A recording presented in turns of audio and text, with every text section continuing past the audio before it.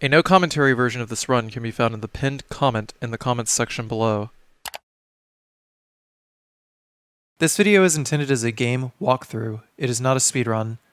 All strategies in this video were made for efficiency and success rate. Please watch the entire video and listen carefully to the commentary before trying any of these strategies for yourself. Hello everyone. This is a no damage playthrough of Resident Evil Dead Aim.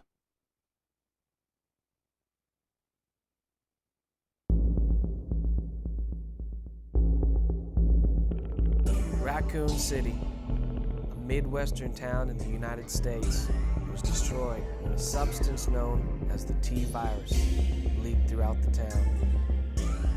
However, Umbrella, the corporation developing the virus, refused to abort the project. And once again, the threat of biological terror was thrust upon the world. A large amount of T-virus was stolen 3 days ago. The terrorist group hit an Umbrella lab in France. Yesterday, one of Umbrella's cruisers was hijacked and contaminated with the same virus.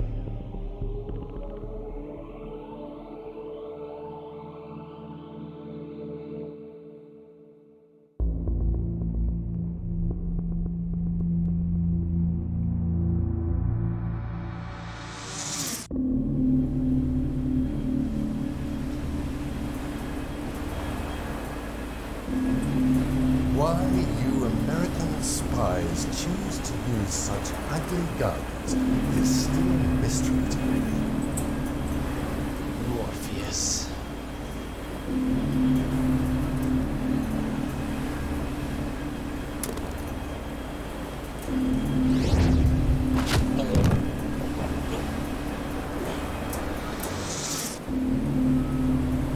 Think that cheap cologne you're wearing is going to your head.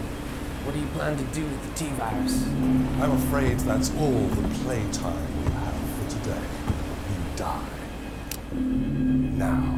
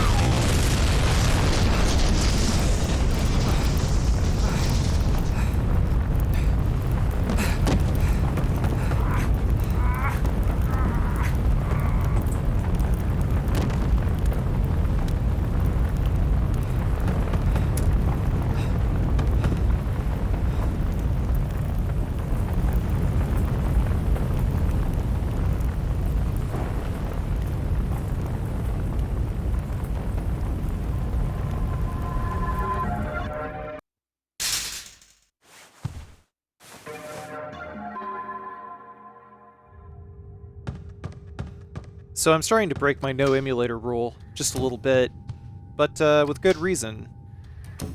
So I'm playing on PCSX2.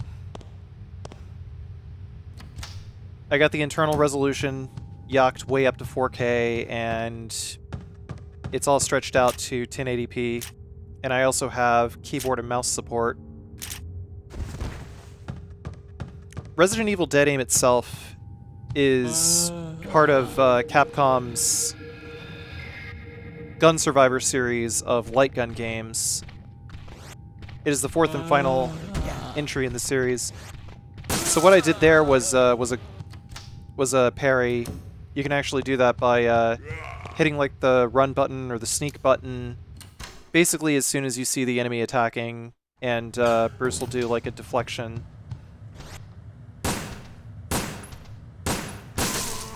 But yeah, as I was saying, this being a light gun game, normally you'd play it with the gun con, but the game also, interestingly enough, has native mouse support. So if you have a USB 1.0 mouse, you can actually plug it into your PlayStation 2, and you're able to do keyboard and mouse controls. Well, not really keyboard and mouse controls, technically. More like half a controller and mouse controls. But it actually does work out pretty good. So upon picking up the key card here, these zombies are going to wake up. This is not a kill-all run, but I do kill a lot of enemies in this run because it helps out with your ranking. Going directly for the forehead allows you to score critical hits on the zombies. Also, you can exit and re-enter in order to reset the enemy's aggro. Makes it pretty easy to deal with. So, like, if an enemy is just, like, not even paying attention to you, sometimes you can just exit and re-enter a room like this and then just shoot him in the forehead, score the crit. But basically, in order to get an S rank, you have to use no first aid sprays, you have to save as little as possible. It's based on a point system similar to Resident Evil 2 and 3. So certain actions are going to penalize you, but Resident Evil Dead Aim also has a lot of bonuses, and its score system also scales based on the number of enemies you kill and how many of those kills were critical hits. So critical kills, in other words.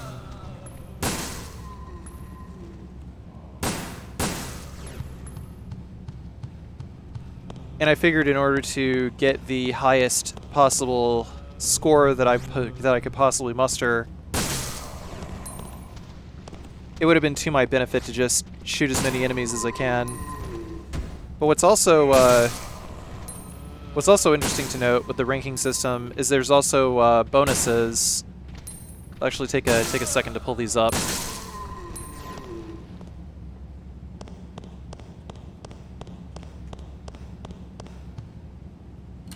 So there's several bonuses. You could get the top agent bonus by beating the game, killing less than 30 enemies, no first aid spray used, and no saves.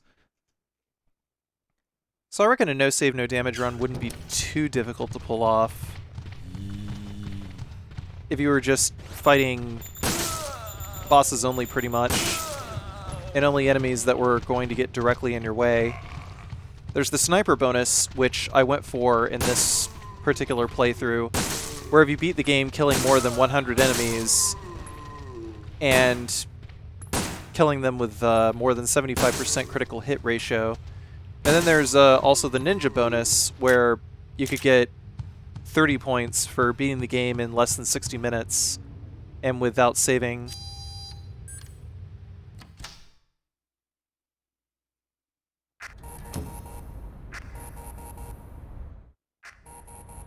So by just simply speedrunning the game, you'll get bonuses. $5 billion. Yes. We have until midnight tomorrow. Retrieve the virus from the Morpheus.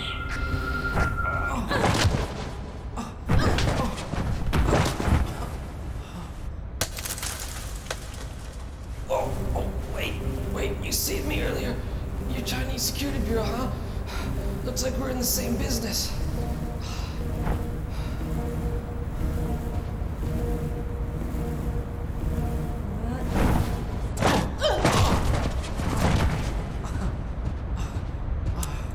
Same business doesn't mean same side, Bruce McGivern. You already know my name.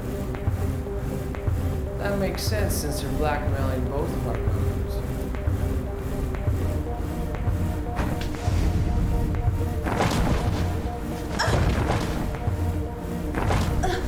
What's your name? If cooperation is too much to ask for on our first date, might I suggest we simply stay out of each other's way?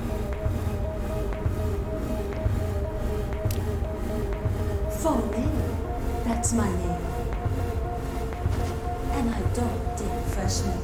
If you really want to help, then go home. Fasty.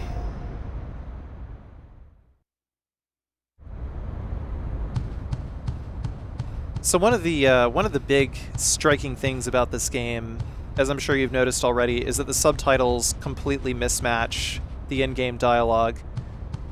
And reason for that being, the dialogue, it wasn't until Resident Evil Revelations 1 that Resident Evil games started using Japanese dialogue.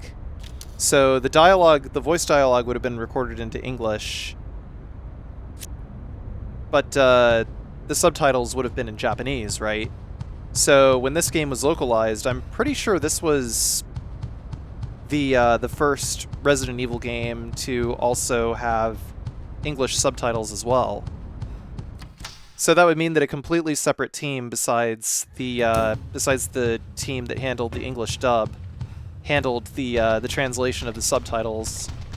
So neither of those teams were communicating with one another, which is kind of strange, but you know.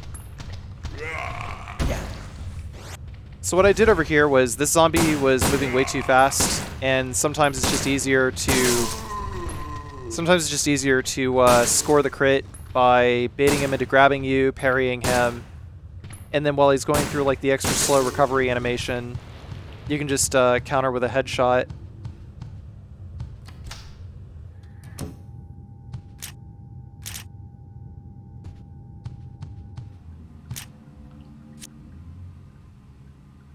So I also decided to slow down and actually pick up the files, which is also not particularly typical of like previous videos. That way, you know, you can just like pause between pages and read it yourself.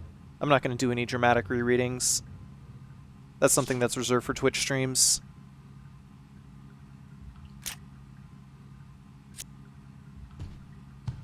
Yeah, the zombie on the noose there isn't going to come back to life. So no worries.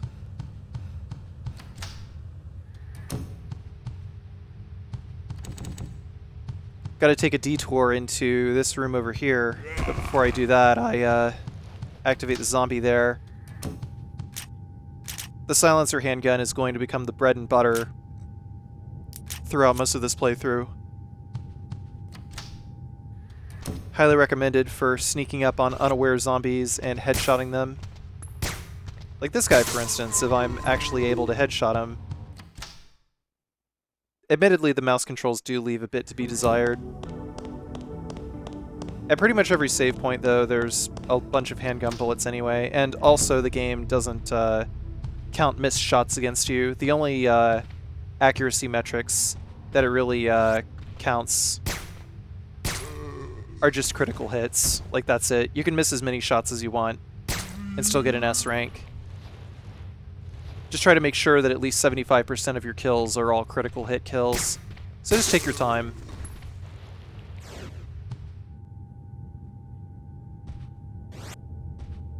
Before I move on and save my game, I'm going to grab the ID card, which is necessary to check out the other floors. Yeah, the headshot hitbox is very, very precise. If going for rank, I wouldn't recommend playing this game on not keyboard and mouse or not gun con.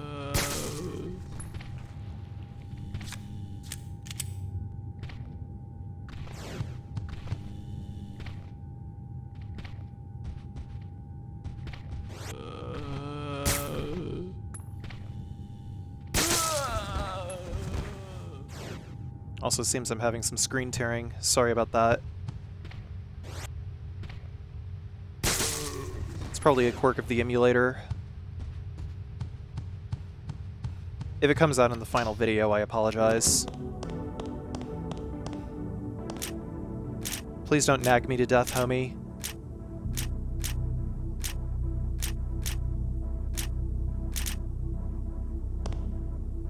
Stock up on handgun rounds, because they are at every save point.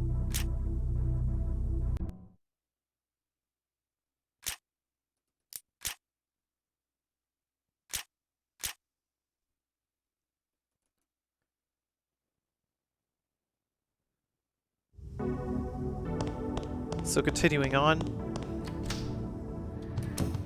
gonna take the card key we just got,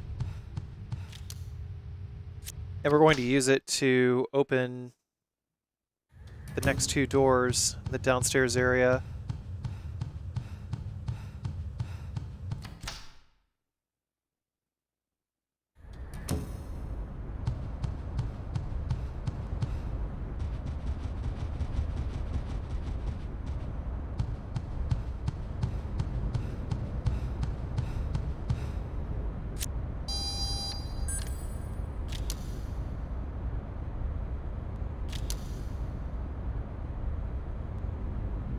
And then we'll head into this front door over here.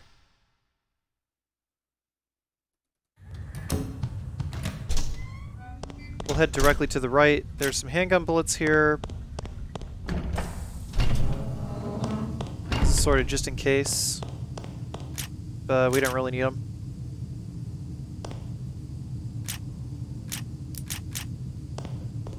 Snatch the shotgun shells. And we gotta leave here before the zombies get up. It is possible to kill all those guys without taking any damage, but I just opted to not go for the kill all.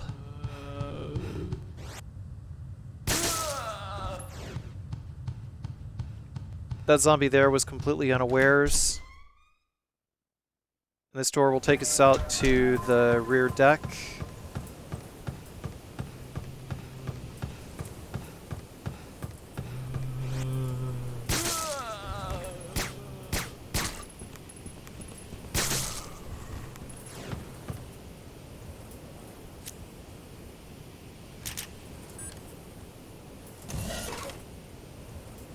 Also had to cut that touching scene from Titanic way, way short.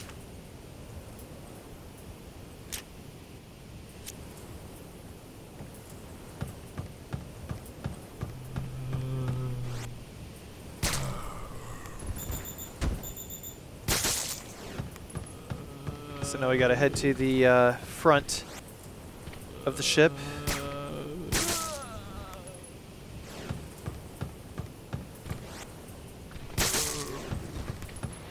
All the while nice and easy, going for those headshots.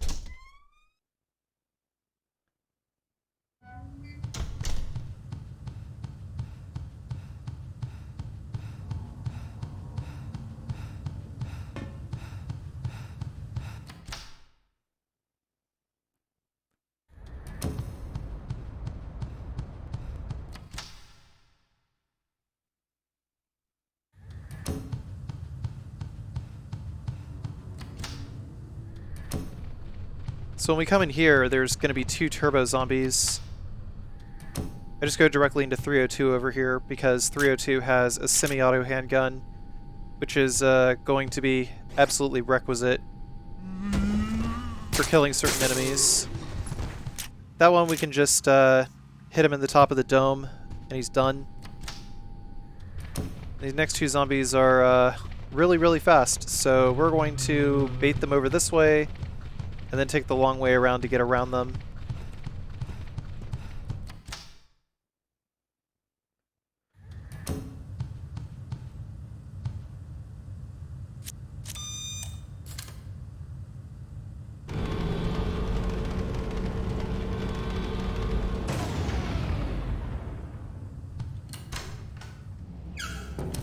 By using this key, we have unlocked this other shutter over here.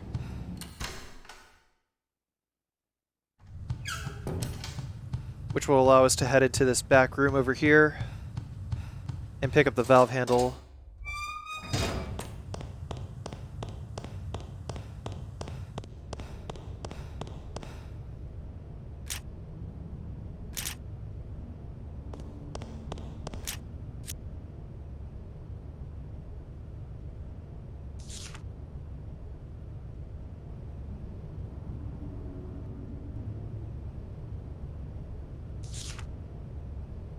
In case you were wondering, I'm pretty sure this game is canon.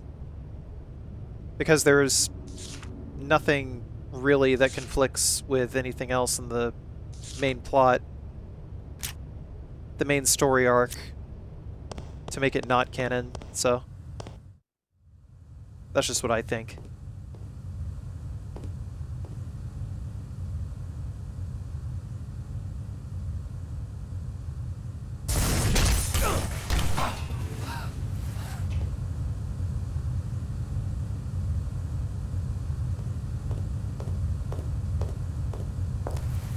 Should have left by now.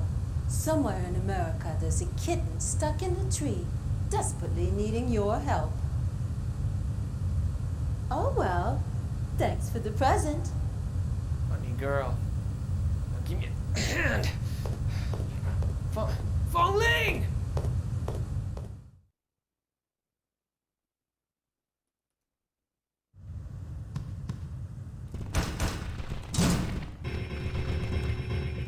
So as a means for taking out stronger enemies later, we are going to save the machine gun bullets and just immediately switch to the silencer handgun. Whenever you kill zombies, they have static drops, actually. I'm not sure if the list of items is the same throughout all difficulties, but on hard mode, that zombie always drops machine gun bullets.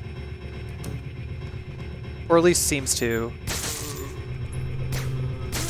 I'm not sure if that's because I reloaded from a previous save or what, but that one always seemed to drop machine gun bullets for me, so I just kept killing it.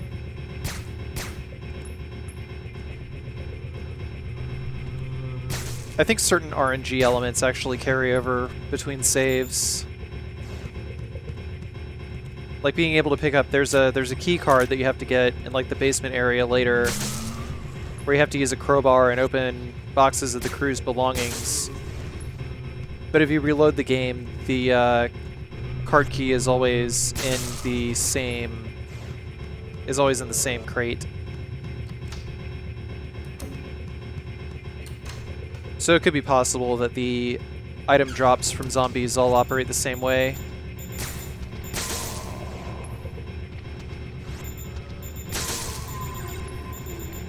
I'm not sure. Hopefully someone will be able to shed some light on that. I haven't really done any major in-depth research into this game.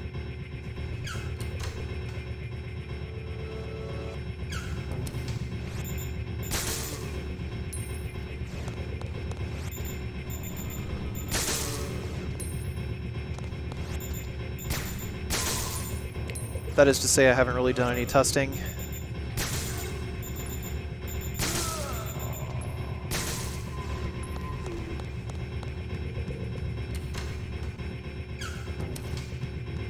So now these guys are all gone, and we are going to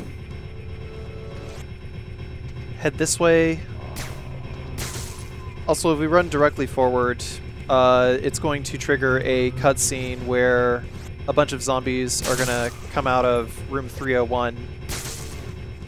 And if that happens, there's still zombies. Actually, no, that's like 30 something, whatever. That room right there. As soon as I walked into the cutscene trigger, zombies came out. And if I left any zombies alive before that, then those zombies actually would have bit me in the middle of the cutscene. So if you're going to trigger that room and kill the zombies in there, kill all the other zombies around there first. There's plenty of goodies from these zombies over here too. I actually didn't bother to count how many zombies there were going to be in here. Maybe I should have. But for me, this last zombie over here drops... Not this last zombie, but that last zombie over there drops handgun bullets. And I just decided to get it because for the next like few times we play Fongling, we're gonna need some more bullets. I have no idea if I killed all the enemies in that room. There might have been plenty on like the second floor or something. Yeah, just trying to take it nice and easy. One shot at a time. Yeah, these guys, there's a lot of them here.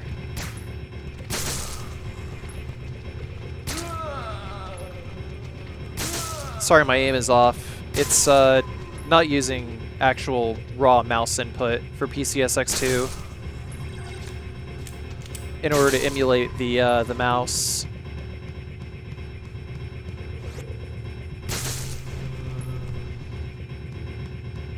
Basically, like, you move the mouse. I think if you have like a high DPI mouse, then it'll register like 1s and 0s more frequently as you move it.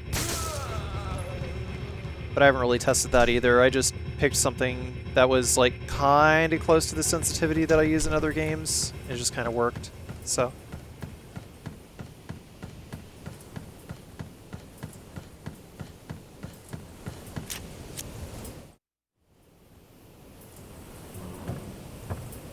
Beauty and brains. And you are just brawn.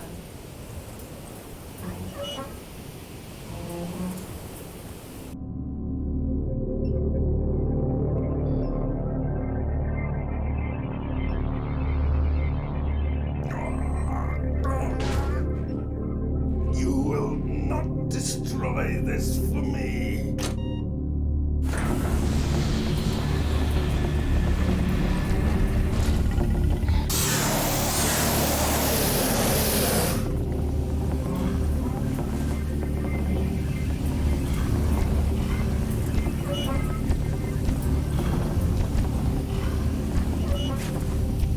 Our party guests seem to arrive. Hurry up, Fongling!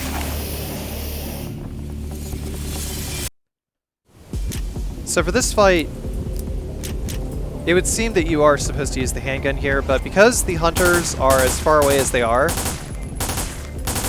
I personally had better luck just sniping them all with the semi-auto handgun. As you can see, it's pretty good DPS. So after I wax that guy, I sort of equipped the shotgun as a sort of like just in case, because the other hunter would have been like really close by. But I just like started running and I guess kind of crouched on a block. In other words, I actually kind of got lucky dodging that hunter. But I'm just like kind of trying to stay around the corner because these guys are pretty much free. Got plenty of ammo. Might as well use it all.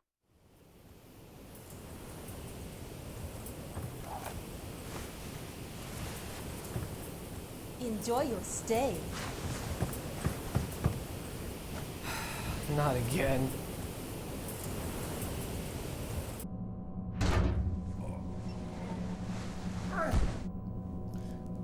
I'll never die.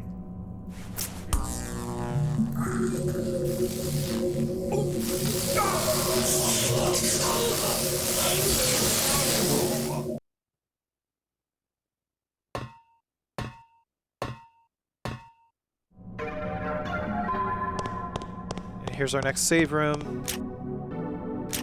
Then just gonna take as many handgun rounds as we can. We're not revisiting this. And then we are gonna make save number 2.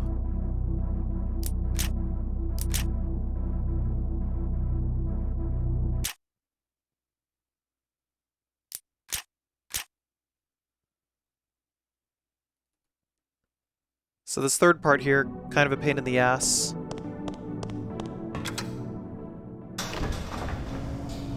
You know, I probably should have used that last handgun bullet box thing to actually like reload all of my magazines. That's right, gun nerds. I said magazine this time. Are you happy?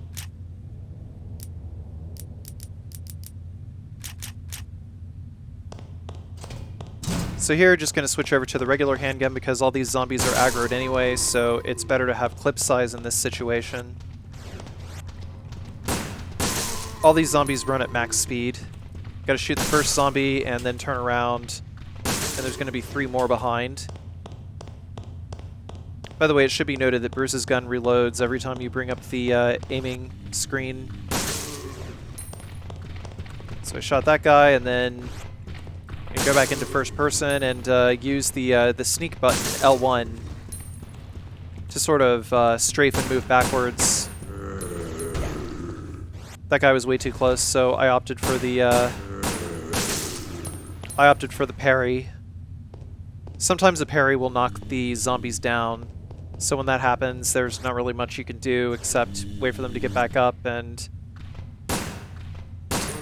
try to go for the headshot again.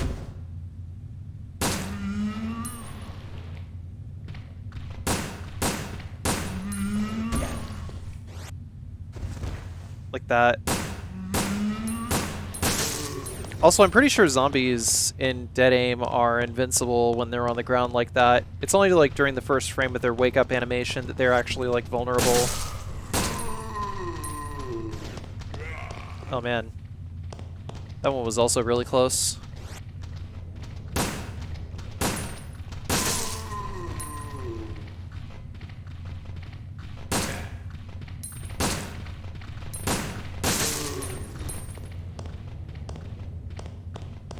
There's still plenty of space to backpedal, so taking that opportunity.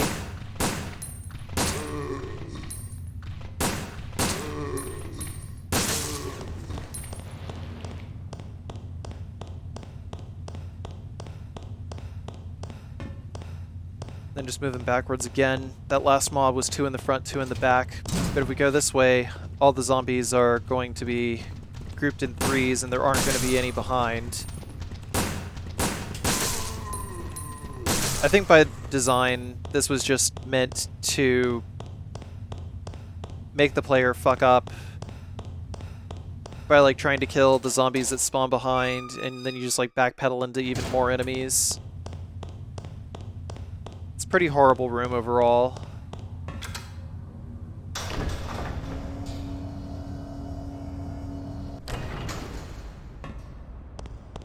Not really a fan of pincer attacks like that.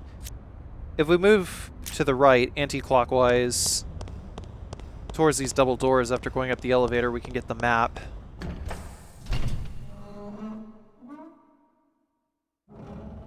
You have to pick up maps because Bruce will not make maps as he goes. Just kind of silly.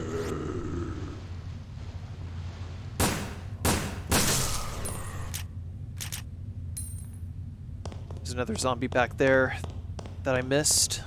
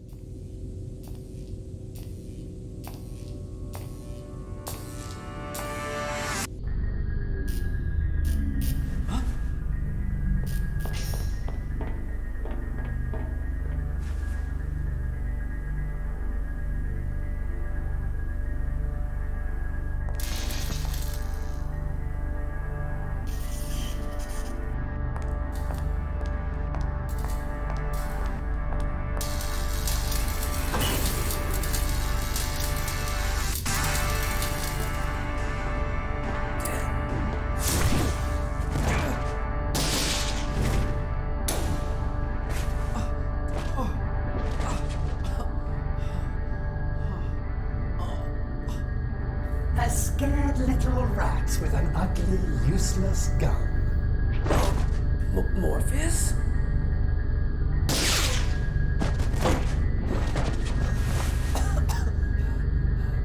As I said, useless.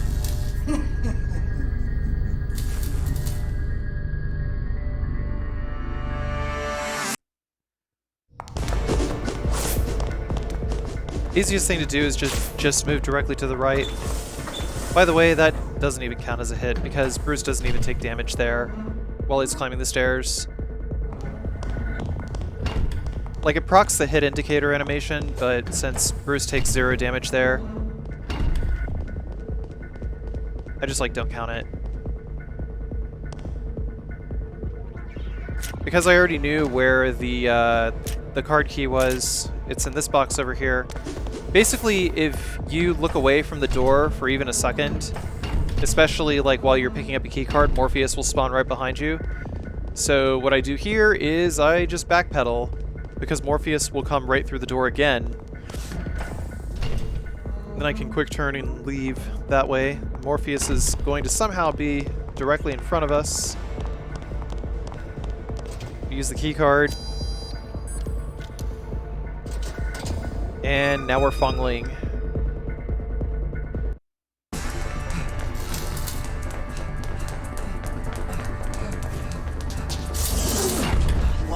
I'll explain later. Open this door from the inside.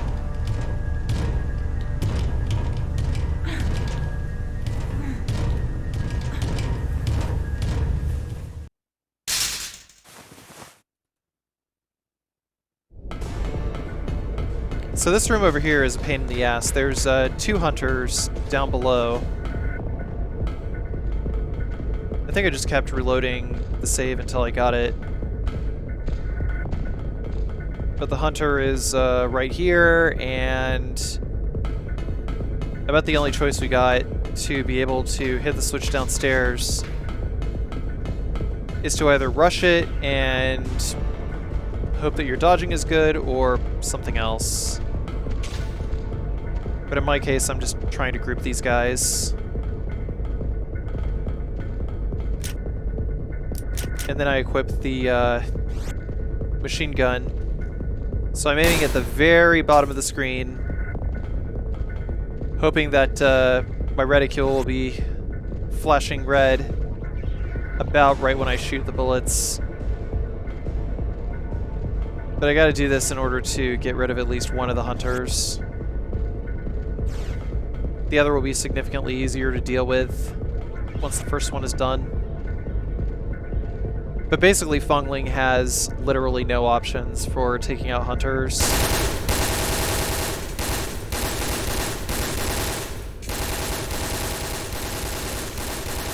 You know, this is one of the nice things about playing on emulator, is we don't have to deal with the whack-ass screen flashing that happens whenever you use the assault rifle. But yeah, as you can see, like, it takes like multiple clips from the assault rifle to be able to take out one of these hunters.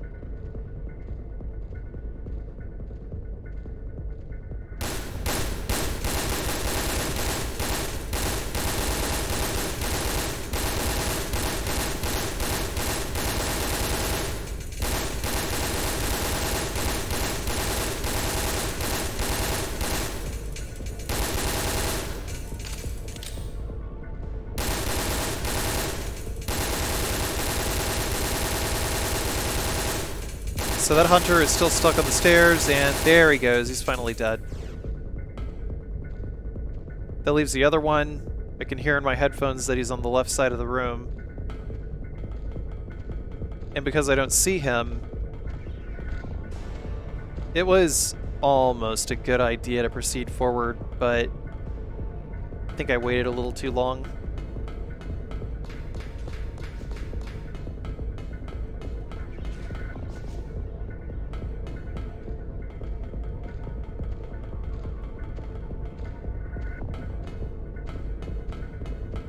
So what I did here was I just wound up breaking aggro by running around in a circle. My recommendation, do not engage. Because like I said, Fongling does not have any options for taking out hunters in an efficient manner. So by your only means to get around these guys is to either cheese the fuck out of them or make use of the parry function.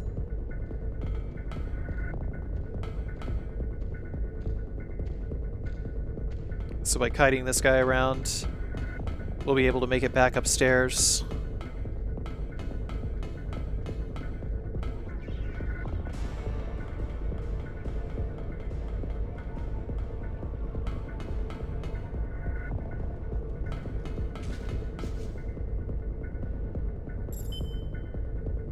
Then we can open all these doors, all the electronic locks on this floor.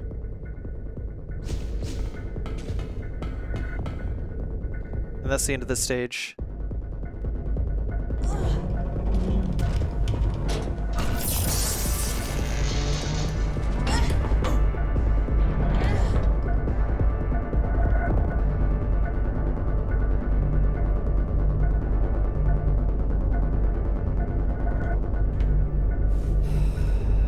How many times are you expecting me to save you, mister? Come on, what are friends for? I'm just trying to help you build up your confidence. Don't Don't. Shh. I think he's given up.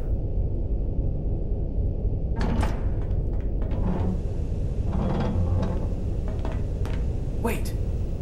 Before you said Donghua, what does that mean? It means you are cool.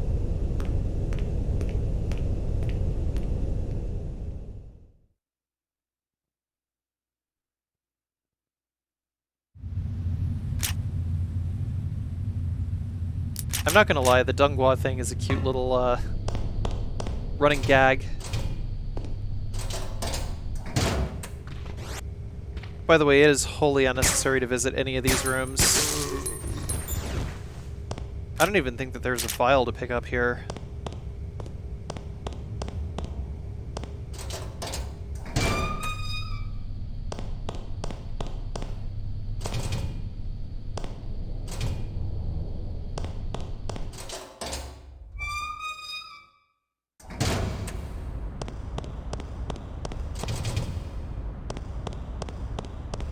But I guess I just went back in anyway. Because I mistakenly thought that there was something worthwhile in here. Oh well.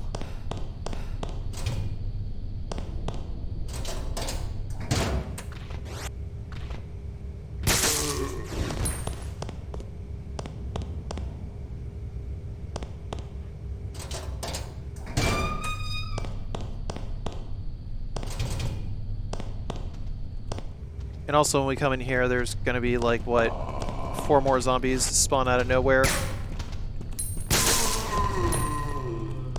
Fortunately, they're all pretty far away, so we don't have to worry too much about them.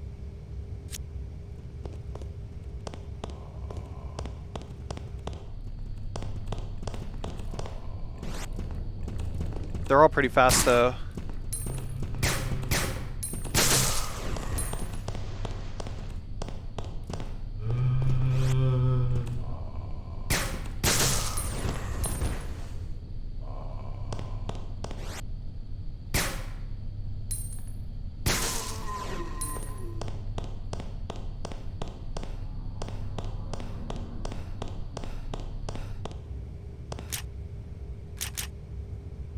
Just grabbing that final box of handgun bullets to top us off.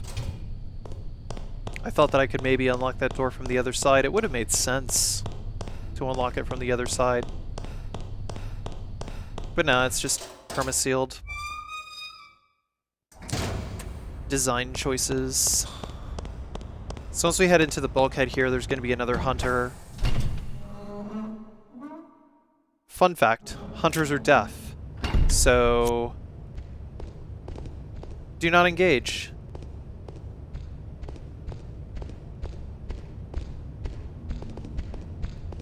Stay out of their line of sight. And you should be good to go.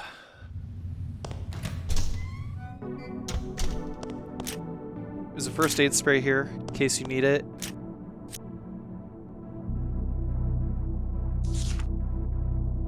Orpheus's dismissal notice.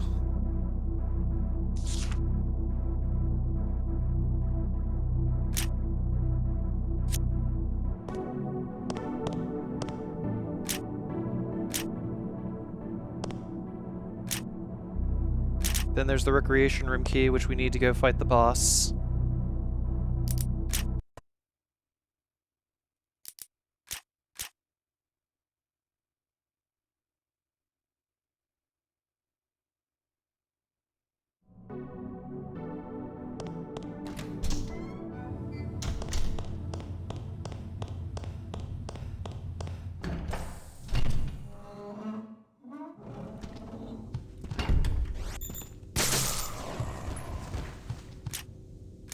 Upon reaching the presentation room, there's going to be 3 more zombies to kill.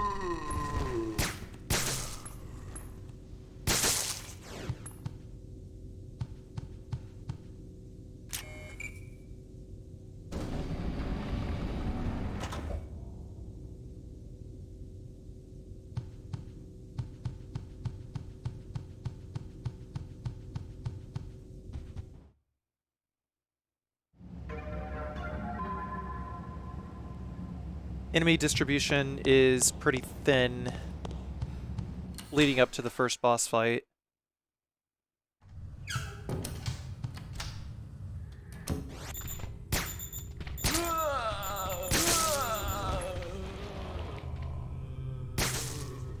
It might be a little bit safer to enter this area via the far door, but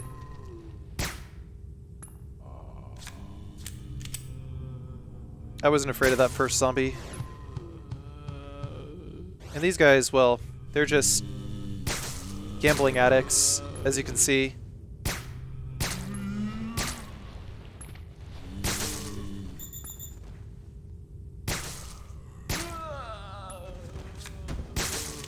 I like to shoot the far zombies first, generally, when going for critical shots. Because if you hit a zombie with a crit headshot, it'll go flying, and if it collides into another zombie, then that zombie will aggro. So, in order to maintain some consistency in being able to hit them with headshots while they're just standing there, it's just better to go for the ones on the far end first. There's a couple in here. Precisely 2. And then after this, we're going to equip the shotgun.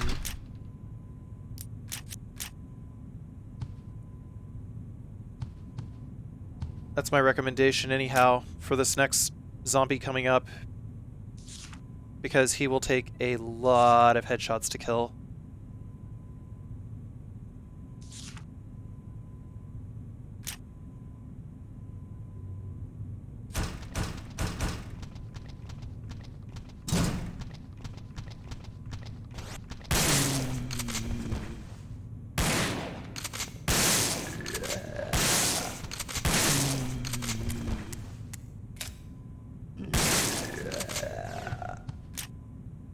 So about 6 shotgun shells ought to do the job. Go center mass while he's on the ground. Aim for the head when he's up. We got his magnum pistol, and we got some magnum rounds as well. One zombie's gonna jump scare coming around the corner here. Doesn't matter if you're sneaking up or if you're running. He also moves kind of fast. If he's moving too fast and you're unable to draw a bead on him, always remember that you can exit and re-enter the room and get multiple chances to try shooting the zombie from a pretty far distance.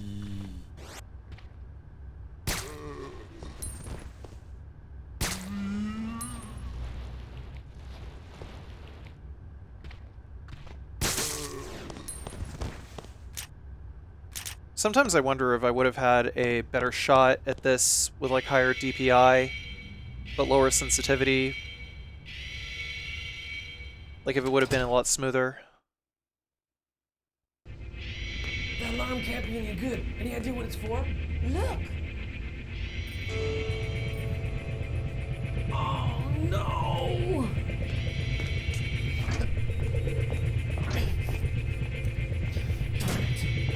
We gotta get out of here!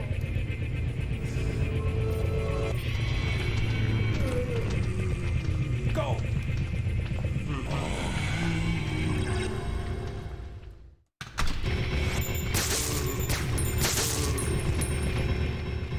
All the zombies in here are going to be incredibly aggressive.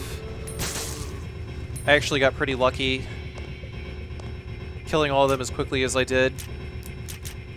Gives us enough time to fight the boss. We also get some shotgun shells. A few shotgun shells here and there can come in handy for disabling some tougher zombies.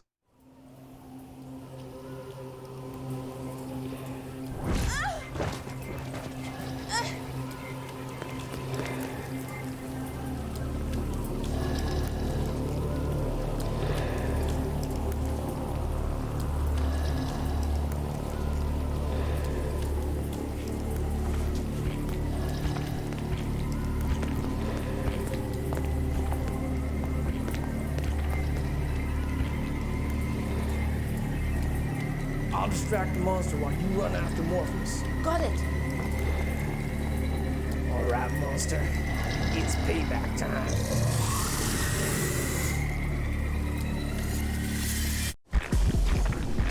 So the Tentacle Tyrant. We want to stand kind of far away, but not too far away, because the idea is to bait out the jump. He's got some invincibility frames on the back of his heart, depending on what part of the animation it is, but we're going to get the most opportunities to shoot him if he jumps at us. Like if he tries to go for the jumping hammer blow like that, then you run around him, double tap backwards, and just go for the heart on the back. Magnum is optimal for this fight.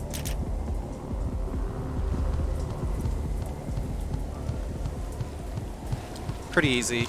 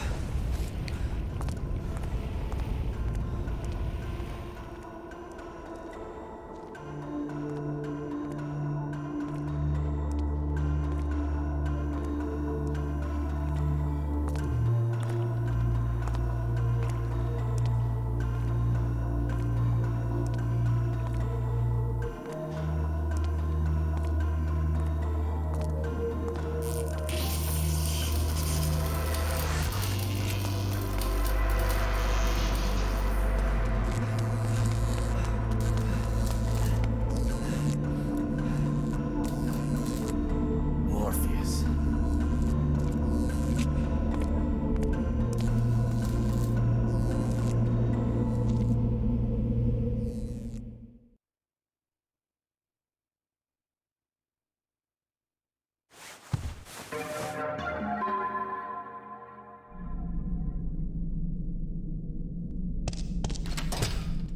So begins the next stage, the underground waterways.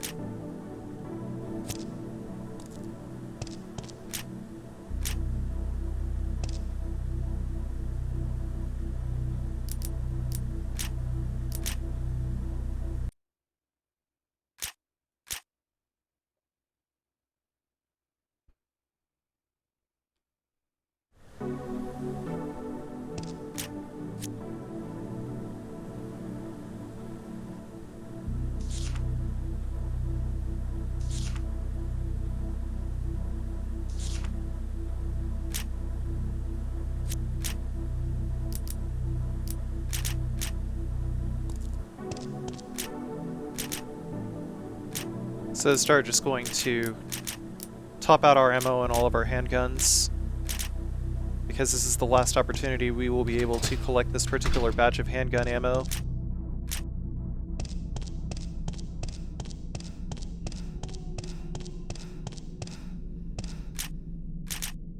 There's a grenade launcher just chilling right there.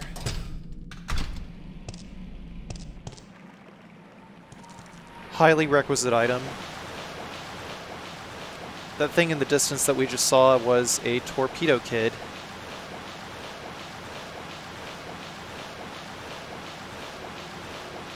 And torpedo kids are pretty shit enemies.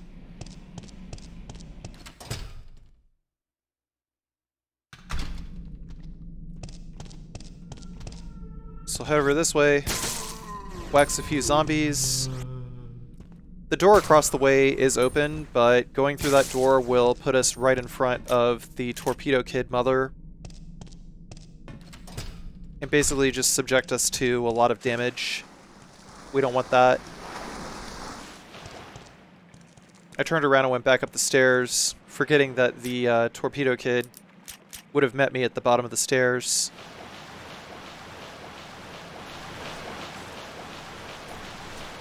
Even though the Torpedo Kid Mother is facing directly to the right, still a bunch of Torpedo Kids just go towards the stairs that we came out of anyway. But since that Torpedo Kid Mother is facing to the right, we can just go ahead, shoot it from the side, kill it.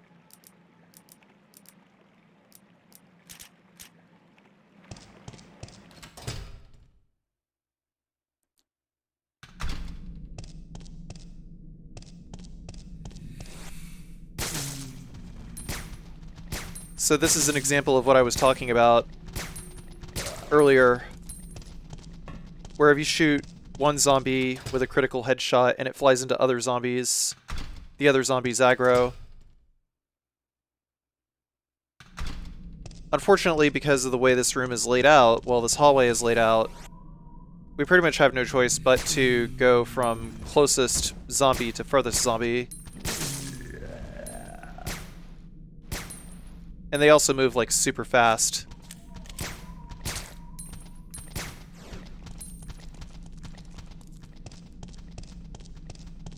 So it's just easier to score the headshots on them while they have no aggro.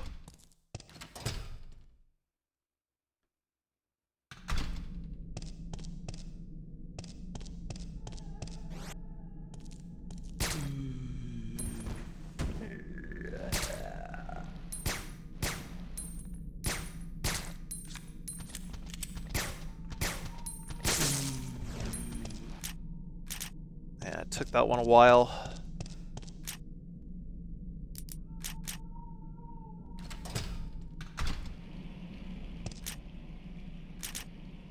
There's some grenade launcher rounds there coming out of the door. Actually very easy to miss, so make sure you grab those. And as soon as we U-turn over this way, we're about to deal with the Torpedo Kid Mother, so the best way to deal with this is to try and snipe the Torpedo Kid Mother from pretty far away.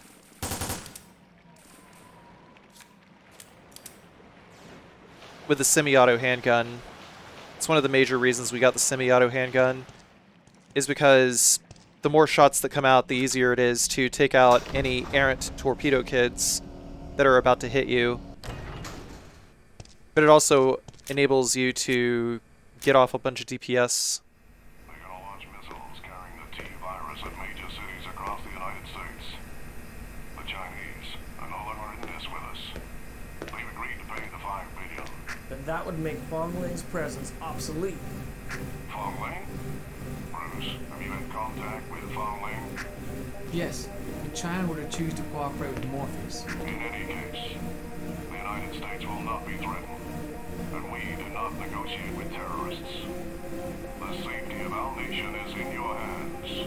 Good luck.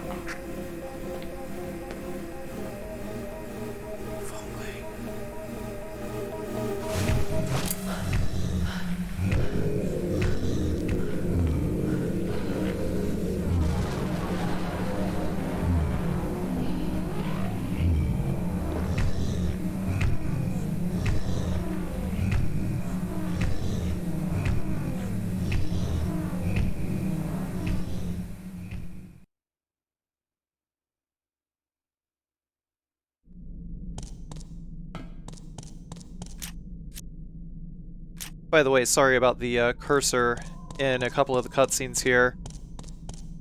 The emulator goes into 4.3 whenever it plays FMVs, so I forgot to hide the cursor.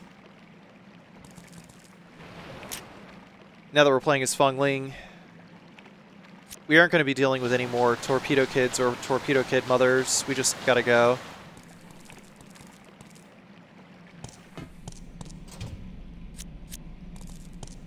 That's the door to the sector admin room. And in order to get the sector admin key, we gotta go down this way and take the first left. A lot of zombies here are asleep. Of course, I was a moron and I forgot to equip the silencer handgun. We only need the silencer handgun from this point on. More zombies wake up over here. But as soon as we climb up the stairs, we are actually safe. We can just let them group up at the bottom of the stairs. Zombies cannot climb stairs.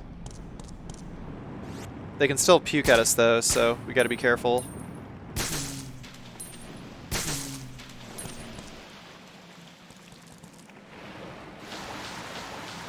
Just a reminder, you don't have to worry about accuracy. Accuracy does not count against you for your ranking. All that matters is how many critical hits you score.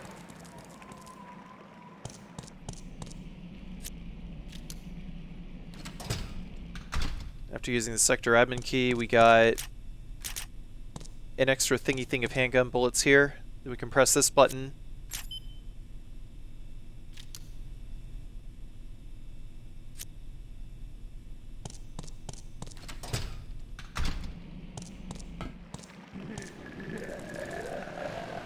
A lot of zombies waking up here after we hit that switch.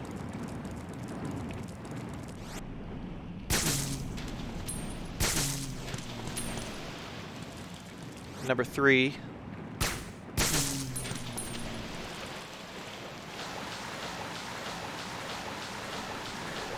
Pretty good for farming up them crits. Yeah, pretty much from this point, all of the zombies that were just like sleeping on the way to the sector admin key all woke up. Now we can head back towards the corpse where we got the sector admin key and just go through the door.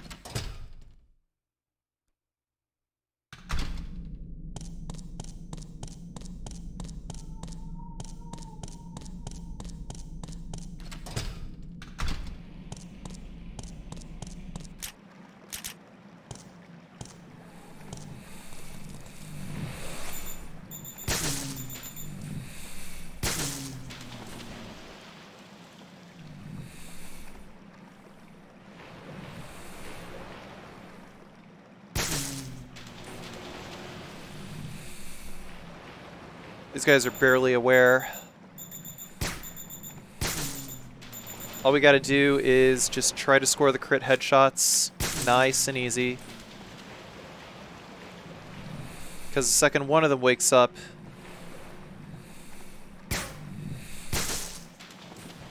they all wake up, and it's very hard to get them under control after that. Wow, it's a miracle that one didn't even collide into that one.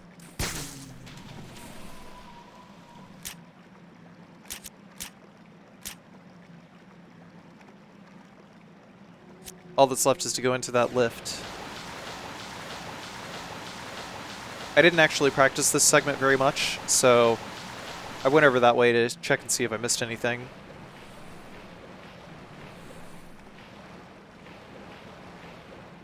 There's nothing over there either, just stairs. Some emergency stairs that we can run to in the event that we got too many fast-moving zombies.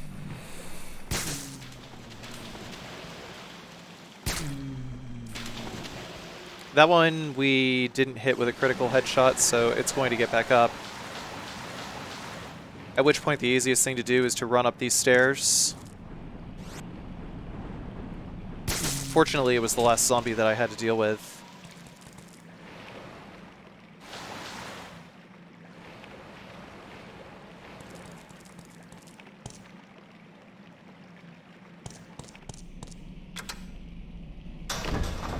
I'm sorry, can I just say how fucking nice this game looks on PCSX2? Like, legit. Playing PS2 games on PCSX2 actually looks really good. A lot better than simply line doubling them on the original hardware.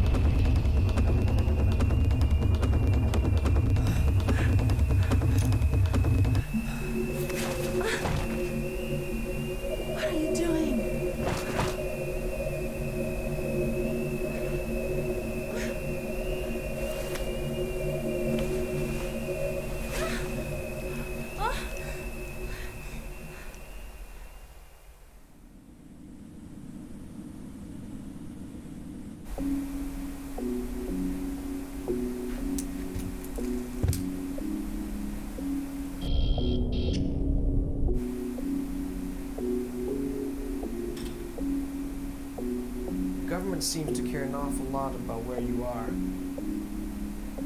Not even their best agent, which makes you expendable. What are you going to do?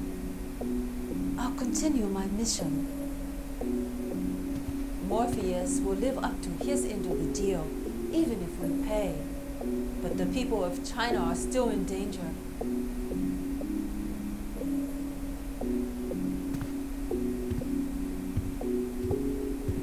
Oh, and since you saved me this time, I think I should say thanks. Don't mention it.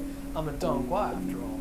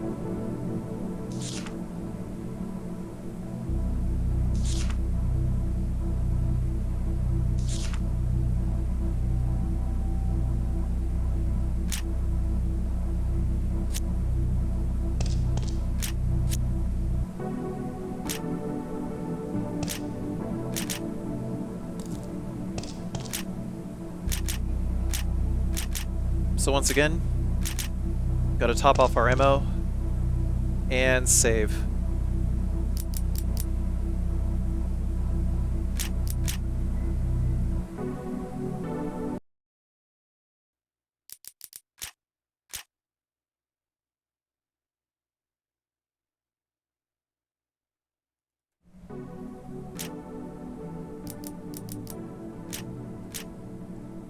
So we're a little packed on shotgun shells right now, and we need more handgun ammo. Want to see something cool?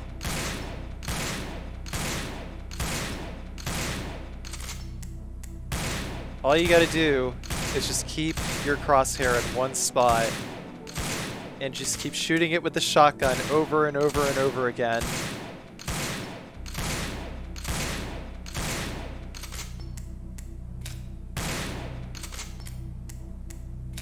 Checkmate, game developers.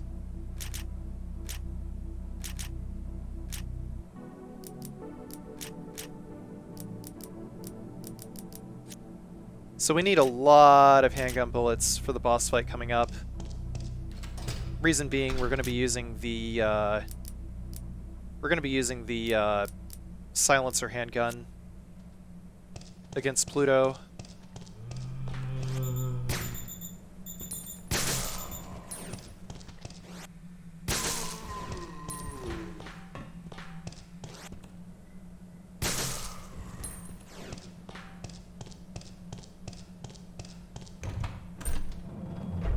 So there's 3 zombies there, and then there's going to be a few more zombies here.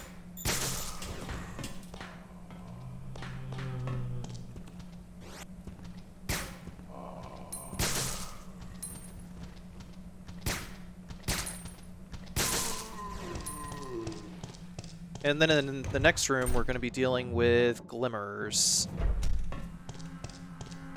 Don't fuck around, just hug the right wall. Move kind of diagonally towards the elevator here. Glimmers seem to be in every room that has elevators in it. Well, just about every room. But if you pop one, then it'll be on its back for about, yeah, 5 seconds or so. Somehow I didn't get jumped on by the second one. I usually expect that other glimmer to be around the corner.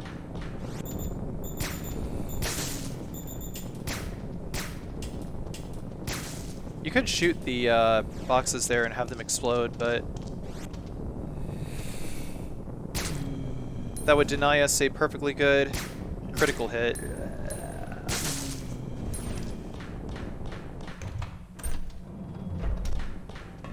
So we head to the right again. There's going to be 3 more zombies.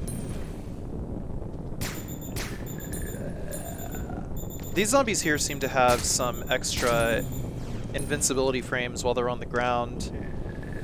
So we don't get to get away with shooting them in the head before they get up.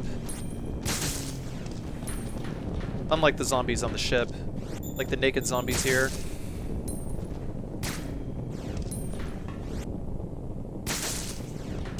So when they get on the ground, I just draw a bead for their forehead and usually shoot twice. And that's usually good enough timing to be able to tag the critical hitbox. Like right before the wake up animation starts, like is in full swing. Just like tag it at like the very beginning of the wake up animation, rather, I should say. Sorry, I'm a little tired.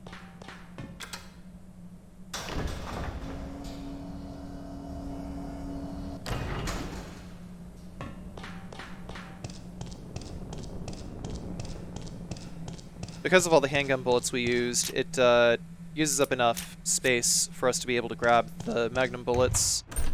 And in this room, because we get more glimmers before we head down the elevator, I'm using the semi-auto handgun to be able to knock as many of them on their backs as possible. Unfortunately, the firing rate of the shotgun is not really enough to facilitate the number of chances necessary to be able to get them on their backs and get around them. There's only one glimmer down here, but he can still grab you and spit in your face. Or like hit you with vomit otherwise. The hitbox on that vomit is ridiculous. Just try not to reload the semi-auto handgun before switching back to the silencer.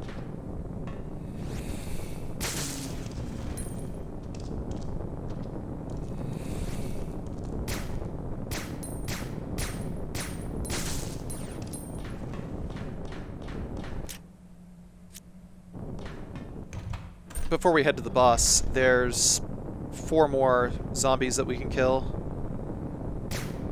But we gotta move up towards them. Like, as you can see, they're not active yet, so we can't just crit them to death.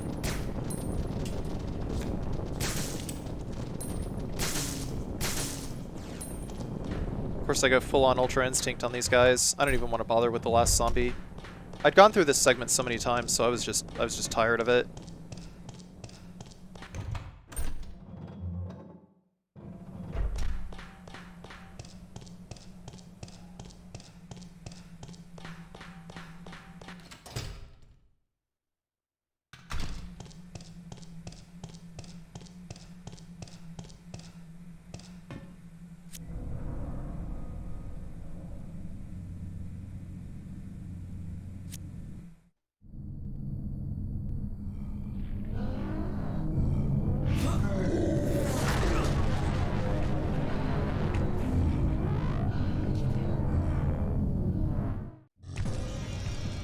So for the fight with Pluto, we're going to take advantage of the L1 and L2 buttons to strafe around, nice and slow, backstep, and then just go for his head.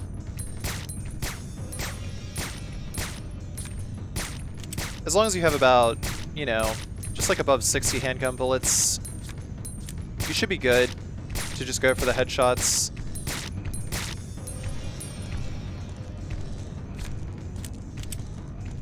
The trick to being able to do this with a loud weapon is to only do it one shot at a time and don't do it while he's in the sniffing animation. When he's in the sniffing animation, that's when he's like actually listening out for you. And then he'll like rush you and it'll be that way for the rest of the fight. But otherwise we can just keep going for headshots. Nice and easy. Because yeah, you can see like he's trying to track you. And just like that, yeah, see, there's his brain. Man, what a gnarly boss. I actually really like this boss.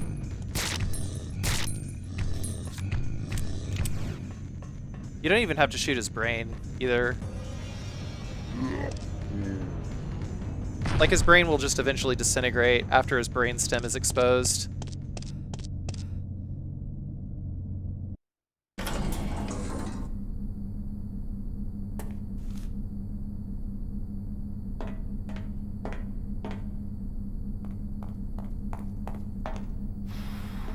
The missiles are below this room. We don't have much time. Let's go.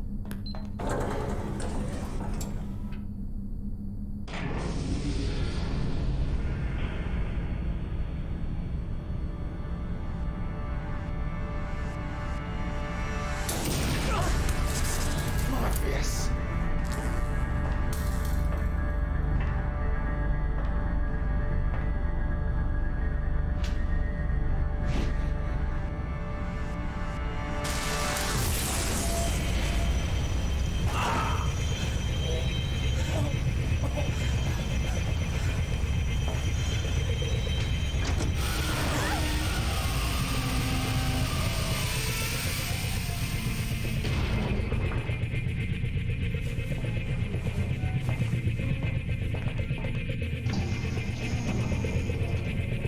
Go, go, go!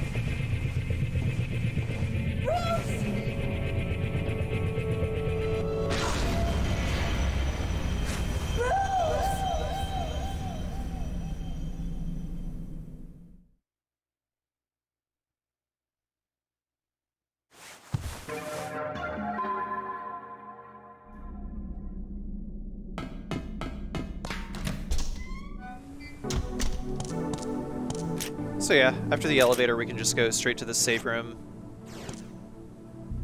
Fongling actually doesn't shoot any enemies, so I didn't need to pick up that box of handgun bullets.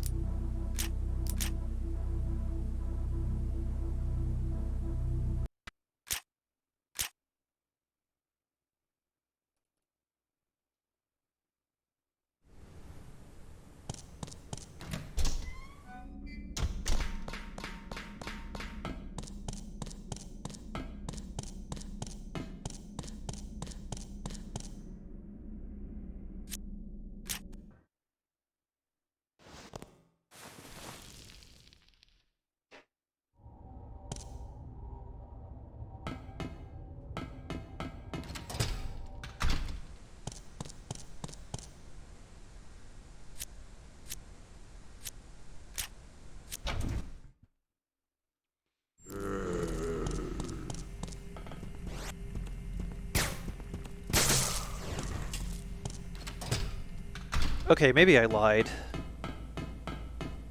She actually does have to shoot, like, one zombie. Although she doesn't even really have to shoot any zombies.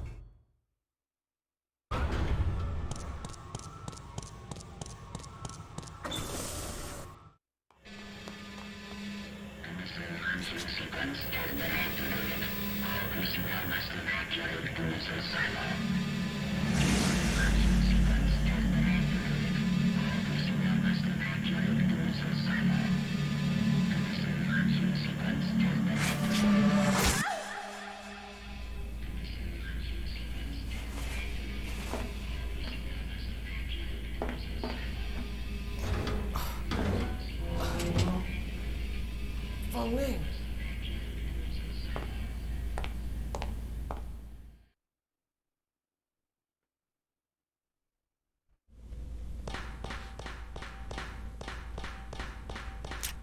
It's actually okay to use the Magnum every so often to get rid of hunters. Just because it destroys hunters in one shot.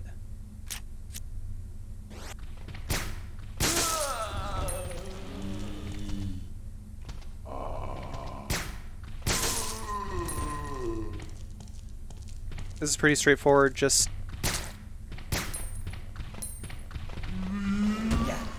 sneak forward, be shooting. That guy was pretty aggressive though. truthfully not much we can do about that.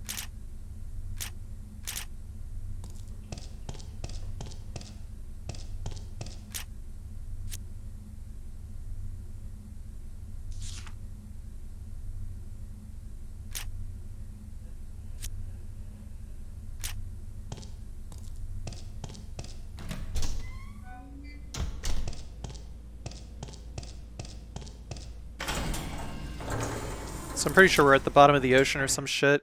I think that's what Benthic means. Once we hit the 3rd floor, there's going to be a crap ton of zombies. All of which we can just simply de-aggro by going into this room, picking up the next key item, and then we can turn around and start removing them one by one. The zombies in that room actually do drop a lot of ammo though, so it is useful to kill them all. Like, extremely useful to kill them all. Like, we got grenades right there, which are going to come in handy for the boss fight with Halberd coming up pretty soon.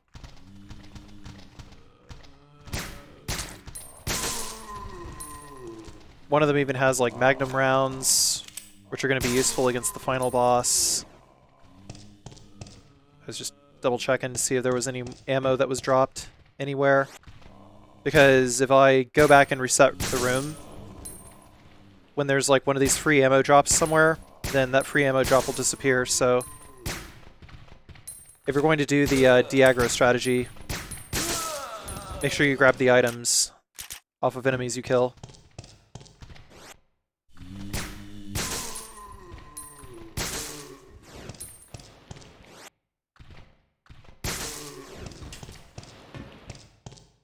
And why isn't this handgun in Resident Evil 2 Remake?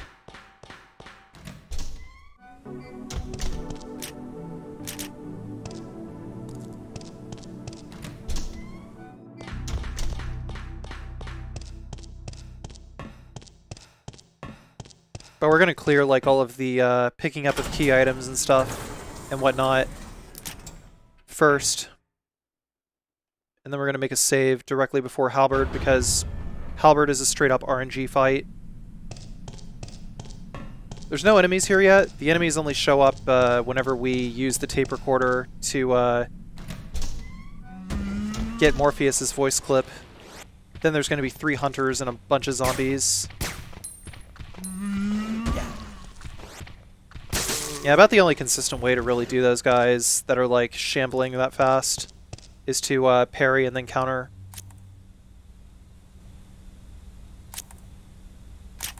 Because thou hast obeyed my voice.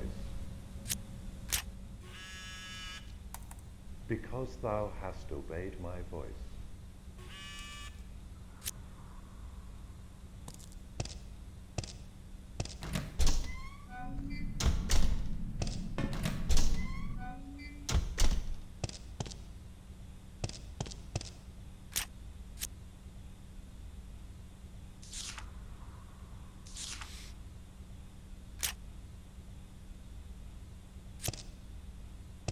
Yeah, the boss fight wouldn't be so bad if it weren't for all the little baby bees that keep spawning around it. Anywho, we're gonna stand over here. This is our funnel zone. We're gonna listen very closely. One was on the right. There's gonna be another on the left.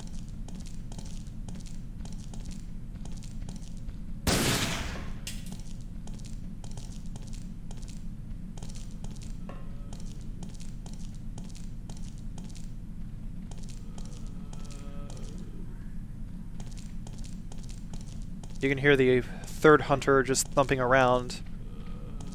2 of them, I think, just walk back and forth, and the other is just patrolling around the whole circular area here. You can kind of hear it in the right speaker. So, going to premeditate ourselves here. You can hear it moving in a circle.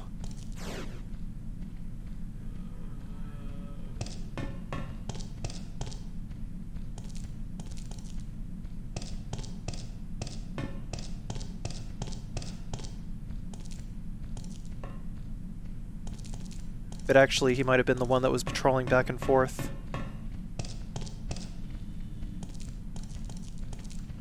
Or he just like shifted directions. Oh, there he is. Or maybe he just moved completely randomly altogether, who knows.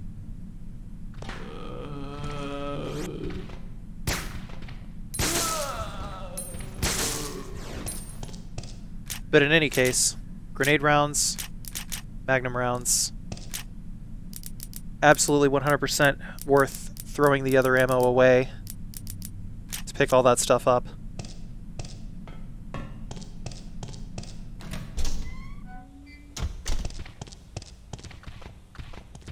there's one more file here.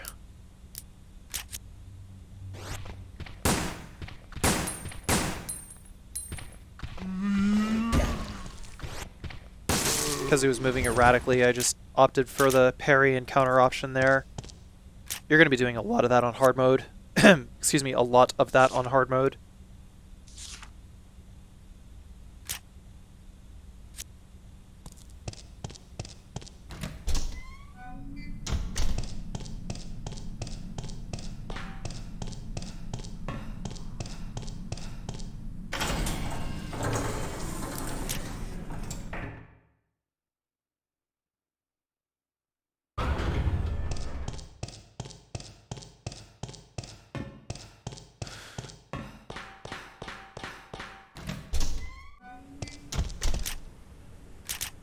And with that, we can save the game now.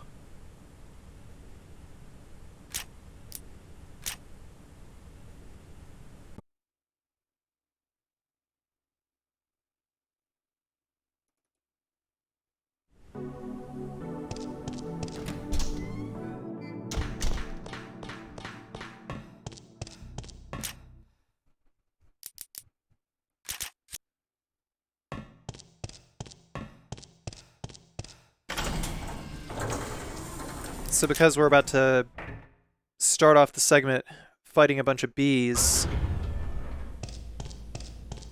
it's going to be for the best that we use the highest firing rate handgun we got. Because thou hast obeyed my voice.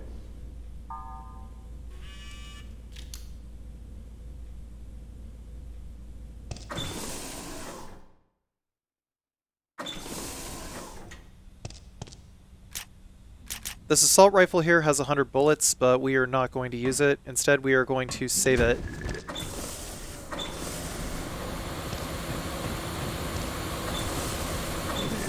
There's one Zamboni over here, but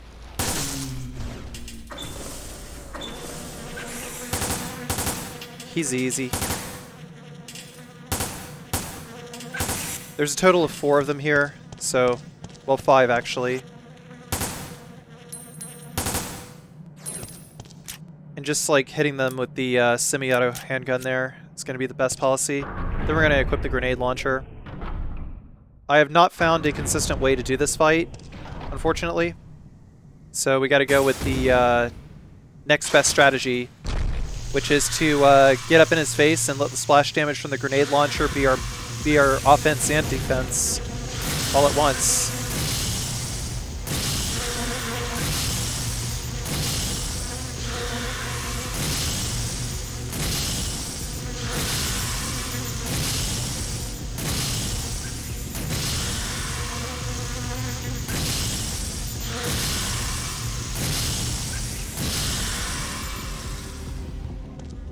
So you can see I'm simultaneously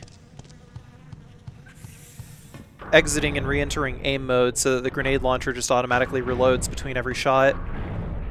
And then by exiting and re-entering the room here, we despawn all the bugs. And now we can grab the assault rifle rounds here, which will be absolutely necessary against the final boss. The last few seconds of gameplay, if you will. We'll take the charged particle rifle.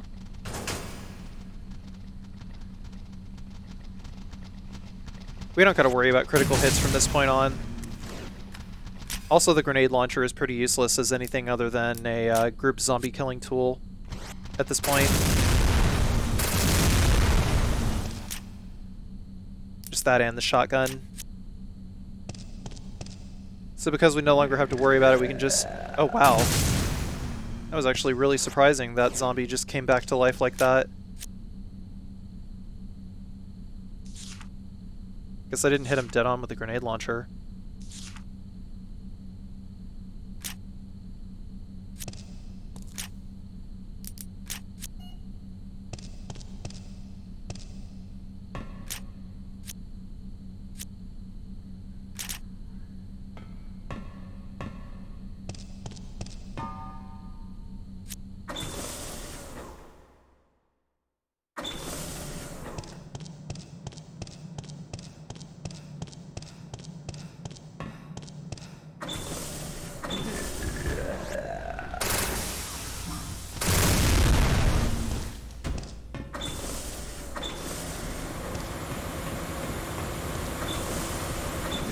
The hazmat suit over here.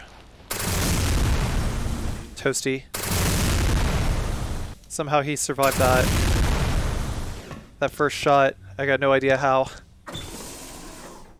Yeah, maybe charged particle shots don't always, like, kill zombies in one hit or anything.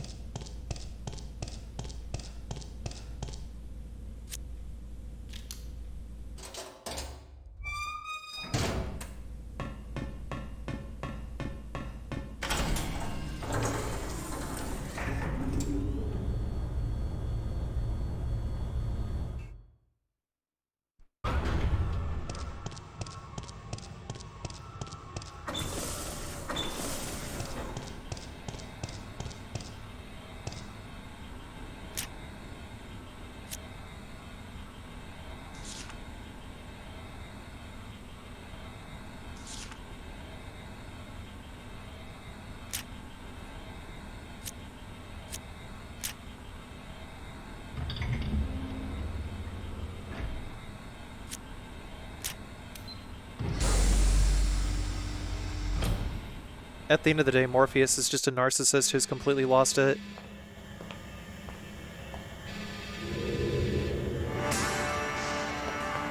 Fongling! Some people just don't know when to let go. You. This launching sequence scheduled to define the stage. This launching sequence scheduled to define the stage.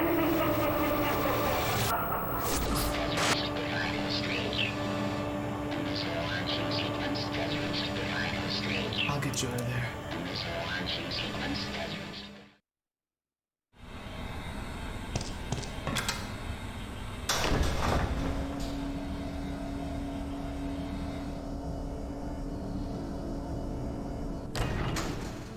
And here's the game's final save point. Depending on how much ammo you have, you can get some extras in the room, but otherwise we're just going to take as much we're going to take as many handgun rounds as we can, such that we might be able to use like the semi-auto handgun in case we need to.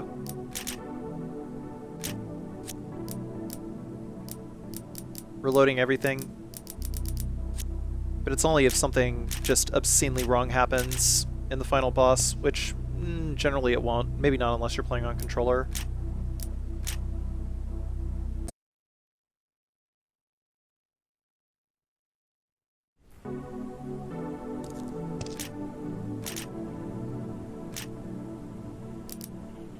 For some reason it unequips the charge particle rifle whenever we reload the save, so gotta make sure we re-equip it after loading the save.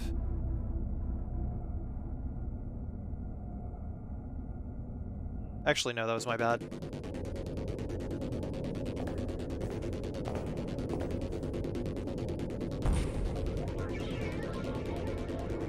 Bruce.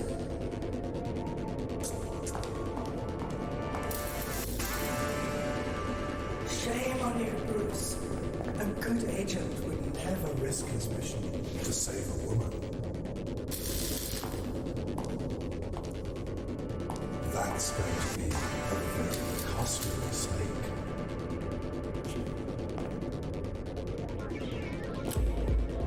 Keep dreaming.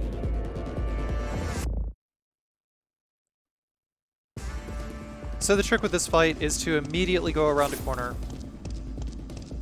Maybe go around a second corner.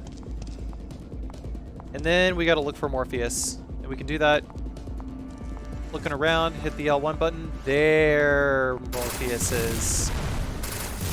So, as long as we are around a corner, Morpheus will not attempt to attack us. So we use that to our advantage. And like strafe out of the way, just be hitting. Okay, very occasionally Morpheus will get caught on a corner. If Morpheus is perfectly perpendicular to the angle at which they are caught up on,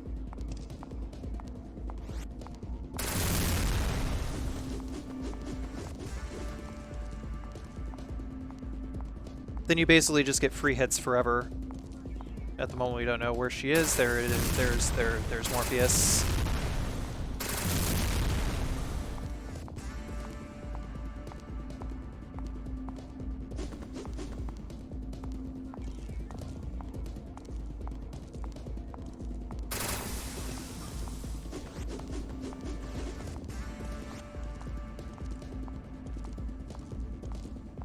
We gotta go left. We gotta go right.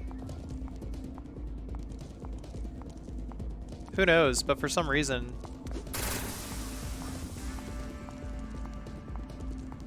Morpheus almost never seems to just like walk left or right.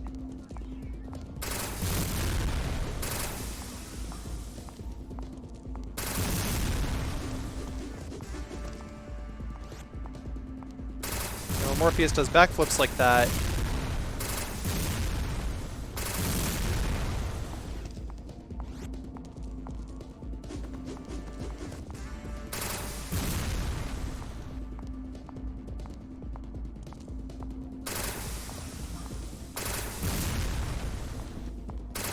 basically just free hits.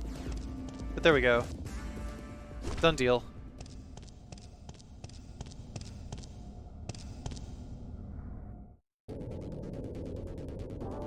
Fongling!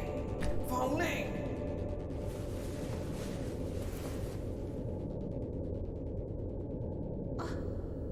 Why did you save me? Your first priority should have been to disarm the missiles. A Dongguan never abandons a woman.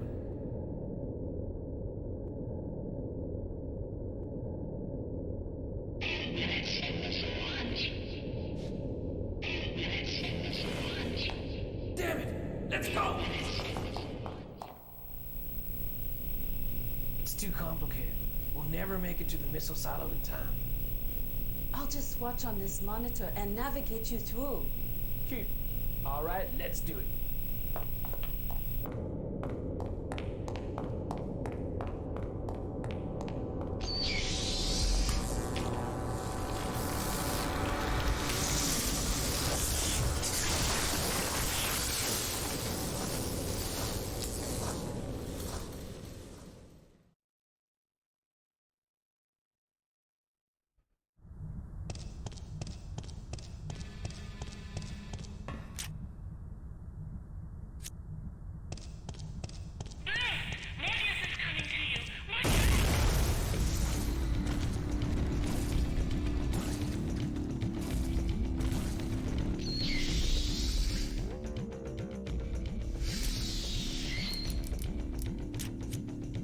So next, we're going to equip the grenade launcher and use it to head off these first two zombies around the corner here.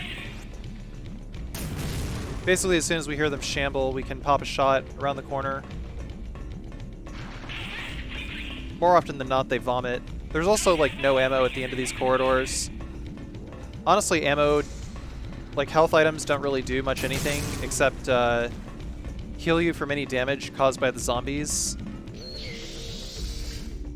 So it's pretty pointless to go down dead ends. Just, like, don't bother. And just go ahead and, like, wax the zombies with explosives or, you know, dodge, whatever it takes.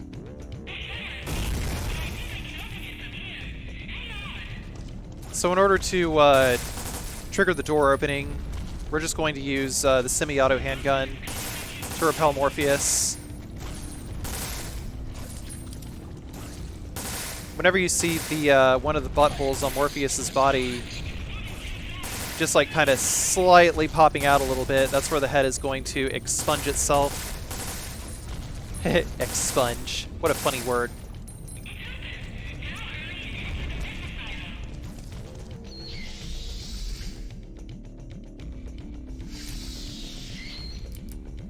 I would not recommend using the grenade launcher against Morpheus, by the way.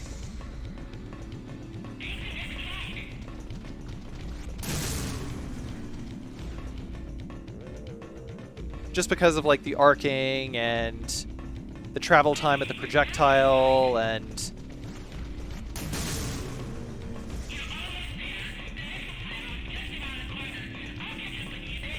the short length for which Morpheus' head is popping out.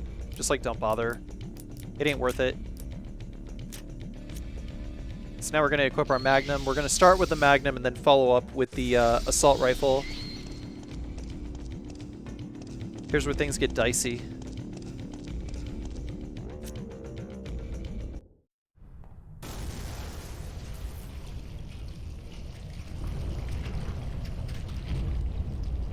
It's time for you to let go.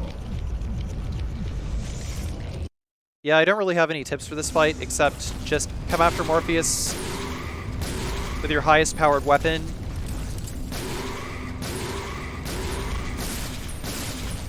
Just keep shooting the head as it comes out. And above all, don't use controller. Just don't use controller. After we're out of Magnum ammo, we can just mag dump the assault rifle into Morpheus' soft, shitty head. And the fight should end pretty fast. And that's Resident Evil Dead Aim, no damage. Sorry, but my dance card is full.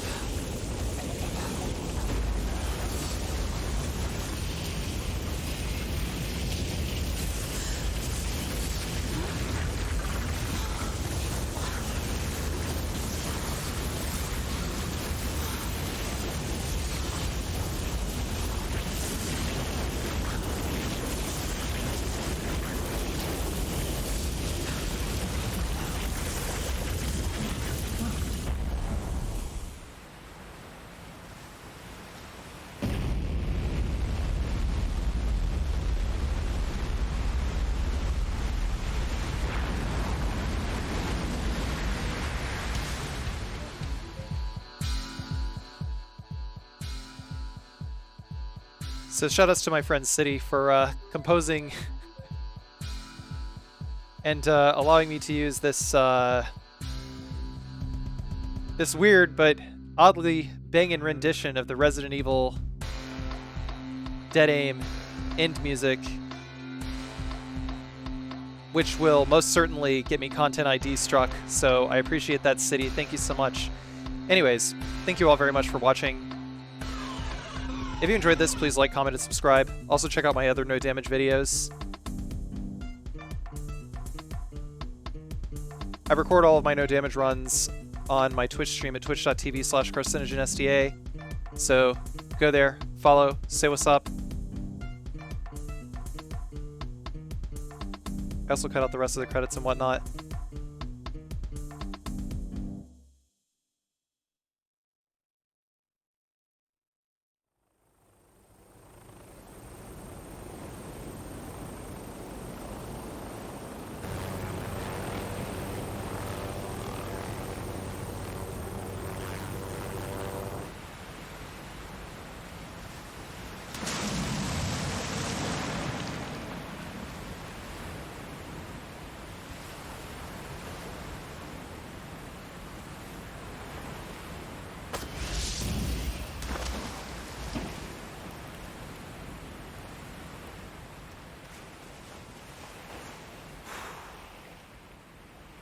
Looks like we accomplished our mission. Fongling, come with me to America. There's nothing left for you in China.